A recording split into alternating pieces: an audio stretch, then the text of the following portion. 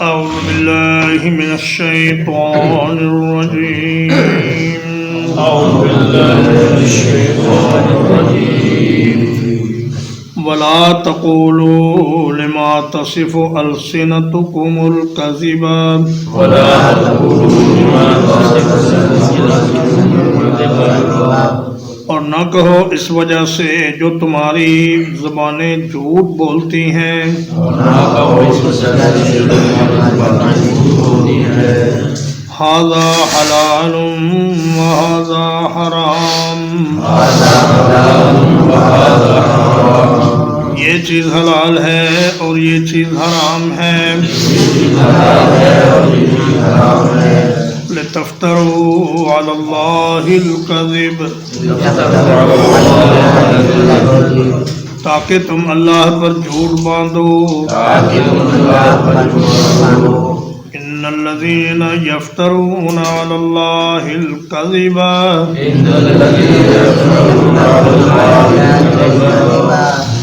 بلا شبہ وہ لوگ جو اللہ پر جھوٹ باندھتے ہیں لا یفلحون کبھی فلاح نہیں پائیں گے. حلال و حرام بتانا یہ اللہ کا اور اس کے رسول کا کام ہے. کوئی شخص اپنی طرف سے اپنی رائے کے تحت یا اپنے بزرگوں کے فرمان کے مطابق کسی چیز کو حلال یا حرام نہیں کر سکتا، کیونکہ یہ بات بالکل جھوٹی بات ہوگی. حلال وہی ہے جسے اللہ نے حلال کیا اور حرام وہی ہے جسے اللہ نے حرام کیا. تو حافظ ابن کثیر رحمہ اللہ اپنی تفسیر میں یہ فرماتے ہیں کہ اس میں وہ شخص بھی شامل ہے جو کسی ایسی بات کو دین بتائے جو دین میں شامل نہیں ہے، یعنی بدعت کو دین کا درجہ دینے والا وہ بھی ایسا ہی ہے جیسے اللہ کے حرام کو حلال کرنے والا. اور نبی کریم صلی اللہ علیہ وسلم کا فرمان بڑا واضح ہے اور بڑی مشہور حدیث ہے کہ من کذب علی متعمدا فلیتبوأ مقعدہ من النار، کہ جو آدمی مجھ پر جان بوجھ کر جھوٹ بولے وہ اپنی جگہ جہنم میں بنا لے. تو یہ کہنا کہ یہ حلال ہے اور یہ حرام ہے یہ کسی بھی شخص کے لیے بغیر دلیل کے جائز نہیں. اور دلیل سے مراد اللہ کے کلام میں وہ بات ہو یا محمد الرسول اللہ صلی اللہ علیہ وسلم کے فرمان میں وہ بات ہو یا صحابہ کا اس پر اجماع ہو. متاع قلیل فائدہ ہے تھوڑا سا وَلَهُمْ عَذَابٌ أَلِيمٌ اور ان کے لیے عذاب ہے دردناک. وَعَلَى الَّذِينَ هَادُوا حَرَّمْنَا اور وہ لوگ جو یہودی ہوئے ان پر ہم نے حرام کر دیں ما قصصنا علیک من قبل وہ چیزیں جو ہم آپ پر پہلے بیان کر چکے ہیں. وما ظلمناہم اور ہم نے ان پر کوئی ظلم نہیں کیا. ولکن کانوا انفسہم یظلمون لیکن وہ اپنی جانوں پر ظلم کیا کرتے تھے.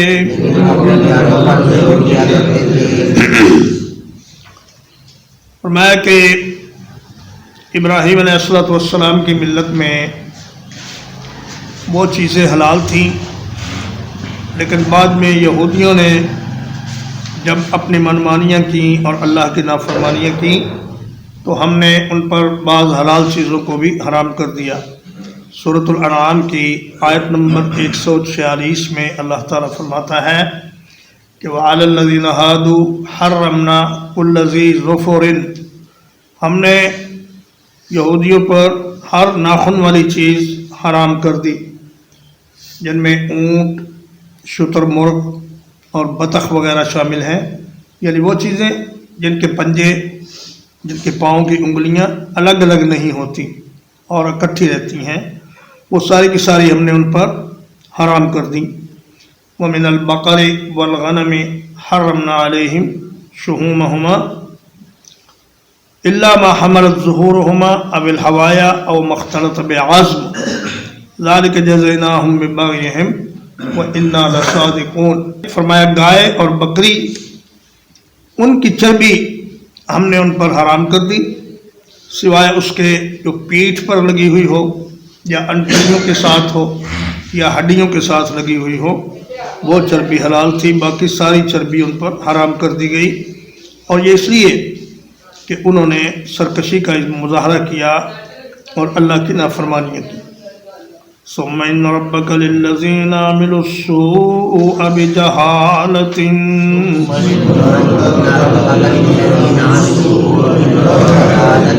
پھر یقیناً آپ کا رب ان لوگوں کو جنہوں نے جہالت سے برے کام کیے،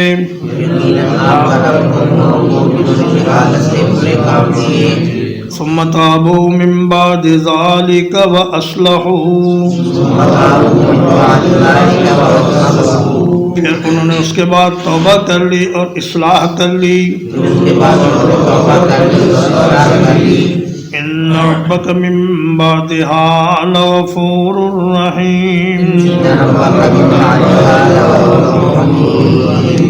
یقیناً آپ کا رب اس کے بعد بہت بخشنے والا بڑا مہربان ہے۔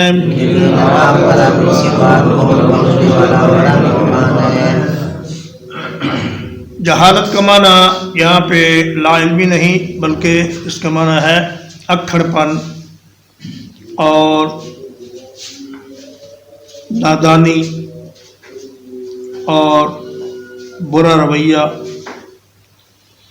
حقیقت میں جو آدمی گناہ کرتا ہے وہ نادانی سے ہی کرتا ہے اور اپنی طبیعت کے اکھڑ پن کی وجہ سے اور اللہ تبارک و تعالیٰ کے مقام و مرتبہ سے ناواقف ہونے کی بنا پر ہی کرتا ہے۔ نبی کریم صلی اللہ علیہ وسلم نے گھر سے نکلتے وقت جو دعا سکھائی ہے اس میں یہ بھی ہے کہ وَأَعُوذُ بِكَ مِنْ أَنْ أَجْهَلَ أَوْ يُجْهَلَ عَلَيَّ، یا اللہ میں اس بات سے تیری پناہ چاہتا ہوں کہ میں کسی کے ساتھ جہالت سے پیش آؤں یا کوئی میرے ساتھ جہالت سے پیش آئے۔ اور عمرو بن کلثوم ایک عرب کا شاعر ہے، اس کے ایک شعر سے بھی جہالت کا مفہوم واضح ہوتا ہے۔ وہ کہتا ہے الا لا یجہلن احد علینا فنجہل فوق جہل الجاہلین، خبردار کوئی ہمارے ساتھ بدتمیزی نہ کرے ورنہ ہم جاہلوں سے بڑھ کر اس کے ساتھ جہالت کریں گے۔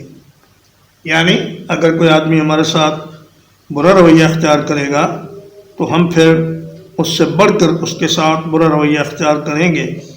تو فرمایا کہ جو بھی آدمی اپنی نادانی کے باعث گناہ کر لے پھر توبہ کر لے اور اصلاح کر لے، گناہ سے رک جانے کا نام توبہ ہے اور اطاعت پر ڈٹ جانے کا نام اصلاح ہے۔ جب تک یہ دونوں چیزیں نہ ہوں تب تک انسان کی توبہ کا کوئی فائدہ نہیں۔ اور توبہ کا مطلب یہ ہے کہ جو برا کام کر رہا ہے اس سے رک جائے اور آئندہ کے لیے اس کو نہ کرنے کا پکا ارادہ کرے، اور جو کسی کا حق حقوق اس نے مارا ہوا ہے وہ ادا کرے، اور اس کے بعد اللہ کی اطاعت پر ڈٹ جائے تو اللہ پاک اس کو بخش دیں گے۔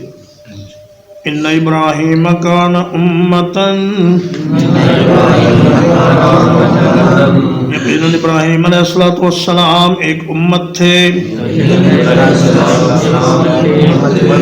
قانتا للہ حنیفا، وہ اللہ کے فرما بردار تھے اور یکسو تھے،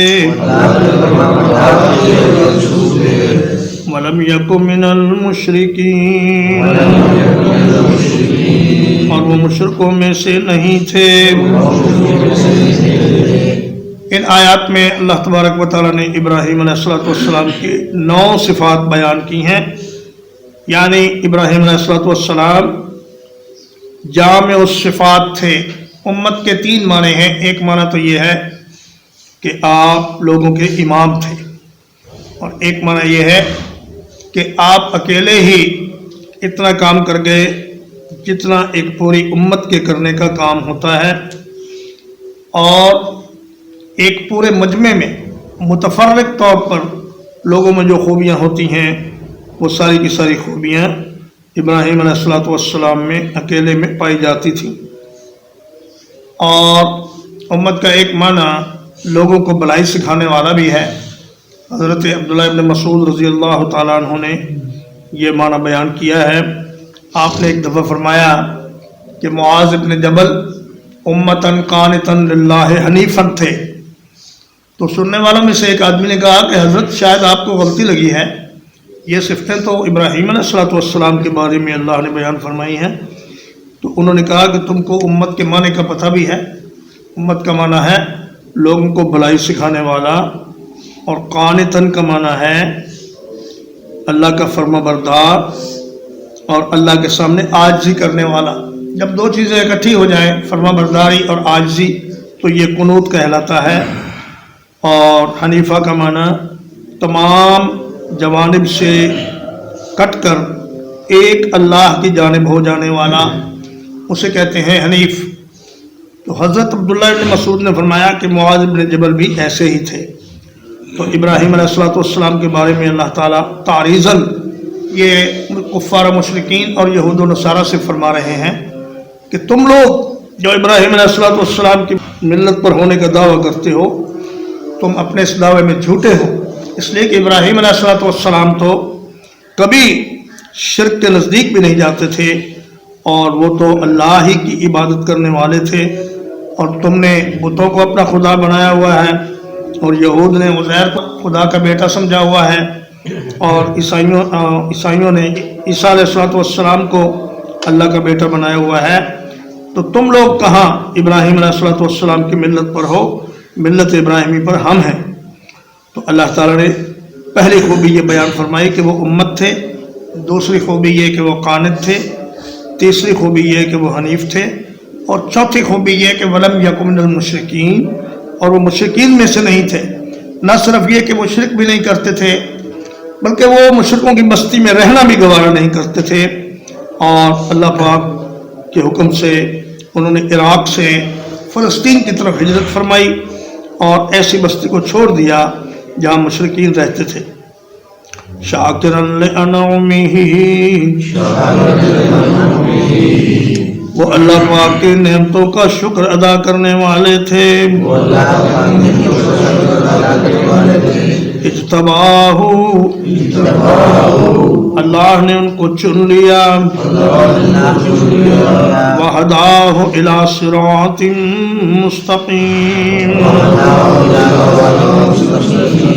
اور ان کو سیدھے راستے کی طرف ہدایت عطا فرمائی.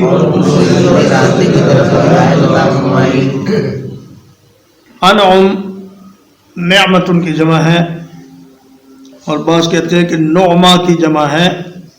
اس کا معنی ہے نعمتیں.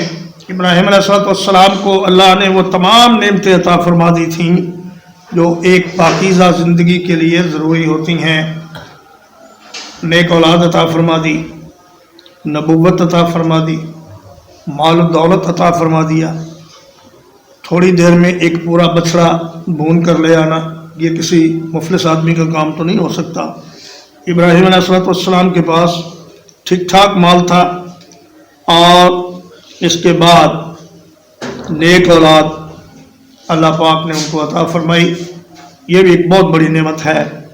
اور اللہ نے دونوں بیٹے نہ صرف یہ کہ نیک کیے، بلکہ ان کو نبوت بھی عطا فرمائی. تو فرمایا کہ اللہ پاک کی نعمتوں کا شکر ادا کرنے والے. پانچویں صفت ابراہیم علیہ السلام کی یہ تھی کہ وہ اللہ کی نعمتوں کا شکر ادا کرنے والے تھے. ہمیں یہ صفتیں کیوں بتائی جا رہی ہیں کہ اے مسلمانوں، تم بھی ملت ابراہیمی پر چلنے کے دعوے دار ہو، اس لیے یہ صفتیں اپنے اندر پیدا کرنے کی کوشش کرو. اجتباہ، چھٹی نعمت کی عطا فرمائی کہ اللہ نے پوری مخلوق میں سے ان کو چن لیا اور اپنا خلیل ان کو بنا لیا. وہداہ الی صراط مستقیم، اور اللہ نے ان کو اپنی طرف سے خاص یہ توفیق عطا فرمائی کہ انہیں راہ راست دکھا دیا۔ ستاروں کو، سورج کو اور ان چیزوں کو دیکھ کر آپ نے یہ اندازہ لگایا کہ یہ رب نہیں ہو سکتے، رب وہ ہے جو ان سب کو پیدا کرنے والا ہے۔ وَآتَيْنَاهُ فِي الدُّنْيَا حَسَنَةً، اور ہم نے ان کو دنیا میں بھلائی عطا فرمائی۔ وَإِنَّهُ فِي الْآخِرَةِ لَمِنَ الصَّالِحِينَ، اور یقیناً وہ آخرت میں بھی نیکوکار لوگوں میں سے ہوں گے۔ فرمایا دنیا میں بھی اللہ نے انہیں تمام بھلائیاں عطا فرمائیں اور آخرت میں بھی وہ صالحین میں سے ہوں گے۔ نیک ہونا یہ ایک اللہ کی بڑی نعمت ہے، لیکن آخرت میں نیکوں کا ساتھ نصیب ہو جانا یہ ایک دوسری بڑی نعمت ہے۔ حضرت ابراہیم علیہ السلام نے خود یہ دعا فرمائی۔ سورۃ الشعراء کی آیت نمبر 83 میں اللہ تعالیٰ نے ان کی دعا نقل فرمائی ہے کہ آپ نے عرض کی اللہ سے کہ رب حب لی حکما والحقنی بالصالحین، یا اللہ مجھے حکمت عطا فرما اور مجھے نیک لوگوں کے ساتھ ملا دے۔ اور سورہ یوسف کی آیت نمبر 101 میں سیدنا یوسف علیہ السلام کی بھی یہ دعا مذکور ہے کہ توفنی مسلما والحقنی بالصالحین، یا اللہ مجھے فرما برداری کی حالت میں فوت کرنا اور مجھے آخرت میں نیکوکار لوگوں کے ساتھ ملا دینا۔ اور ہمارے نبی کریم صلی اللہ علیہ وسلم بھی دنیا سے رخصت ہوتے وقت جو دعا فرما گئے وہ یہ تھی کہ اللہم بالرفیق الاعلی، یا اللہ مجھے سب سے اونچے ساتھی کے ساتھ ملا دینا۔ تو فرمایا کہ ہم نے انہیں دنیا میں بھی تمام بھلائیاں عطا فرما دی اور آخرت میں بھی وہ نیکوکاروں میں شامل ہوں گے، نیکوکاروں کا ساتھ ان کو عطا فرما دیا۔ ثم اوحینا الیک، پھر ہم نے آپ کی طرف وحی فرمائی ان اتبع ملت ابراہیم حنیفا، کہ آپ ملت ابراہیم کی پیروی کریں جو یکسو تھے۔ وما کان من المشرکین، اور وہ مشرکین میں سے نہیں تھے۔ یہ ابراہیم علیہ السلام کے لیے بہت بڑا اعزاز ہے کہ اللہ پاک نے اولاد آدم کے سردار کو اور انبیاء کے سردار کو یہ حکم دیا کہ آپ ابراہیم علیہ السلام کی ملت کی پیروی کریں۔ ملت یعنی دین، ان کا وہ دین جس پر وہ چلتے تھے اسی دین پر آپ چلیں۔ اور ابراہیم علیہ السلام کے لیے بھی یہ بہت بڑا اعزاز ہے کہ پوری امت کے، پوری کائنات کے سردار اور انبیاء کے سالار حضرت محمد رسول اللہ صلی اللہ علیہ وسلم کو ان کے اتباع کا حکم ملا۔ یہ بہت بڑی عزت اور فضیلت ہے ابراہیم علیہ السلام کی۔ ترجمہ ایک بار پھر، وَلَا تَقُولُوا لِمَا تَصِفُ أَلْسِنَتُكُمُ الْكَذِبَ،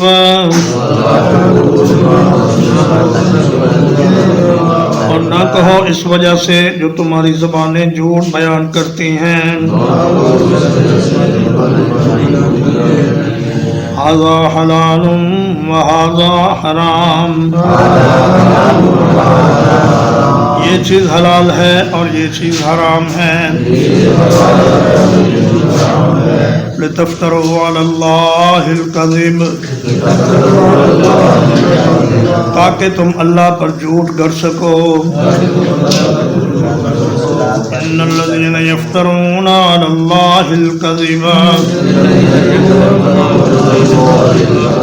بلا شبہ جو لوگ اللہ پر جھوٹ گڑتے ہیں، لا یفلحون، فلاح نہیں پائیں گے متاع قلیل دنیا میں تھوڑا سا فائدہ ہے وَلَهُمْ عَذَابٌ أَلِيمٌ اور ان کے لیے تکلیف دہ عذاب ہے وَعَلَى الَّذِينَ هَادُوا اور ان لوگوں پر جو یہودی ہوئے حرمنا ما قصصنا علیک من قبل ہم نے وہ چیزیں حرام کر دی جو اس سے پہلے آپ پر بیان کر چکے ہیں وما ظلمناہم اور ہم نے ان پر ظلم نہیں کیا ولکن کانوا انفسہم یظلمون لیکن وہ اپنی جانوں پر ظلم کیا کرتے تھے ثم ان ربک للذین عملوا السوء یقیناً آپ کا رب ان لوگوں کو جنہوں نے برے کام کیے بجہالت نادانی سے ثم تابوا من بعد ذلك واصلحوا پھر انہوں نے اس کے بعد توبہ کر لی اور اصلاح کر لی ان ربک من بعدها لغفور رحیم یقیناً آپ کا رب اس کے بعد بہت بخشنے والا بڑا مہربان ہے ان ابراہیم کان امۃ بلا شبہ ابراہیم علیہ السلام اکیلے ہی امت تھے قانتا للہ حنیفا وہ اللہ کے فرما بردار تھے اور یکسو تھے ولم یکن من المشرکین اور وہ مشرکوں میں سے نہیں تھے شاکرا لانعمہ وہ اللہ کی نعمتوں کا شکر ادا کرنے والے تھے اجتباہ اللہ نے ان کو چن لیا وہداہ الی صراط مستقیم اور انہیں سیدھے راستے کی جانب ہدایت عطا فرمائی وآتیناہ فی الدنیا حسنہ اور ہم نے انہیں دنیا میں بھلائی عطا فرمائی وَإِنَّهُ فِي الْآخِرَةِ لَمِنَ الصَّالِحِينَ اور یقیناً وہ آخرت میں نیکوکاروں میں سے ہوں گے ثُمَّ أَوْحَيْنَا إِلَيْكَ پھر اے میرے حبیب ہم نے آپ کی طرف وحی فرمائی ان اتبع ملت ابراہیم حنیفا کہ آپ بھی ابراہیم علیہ السلام کی ملت کی پیروی کریں جو یکسو تھے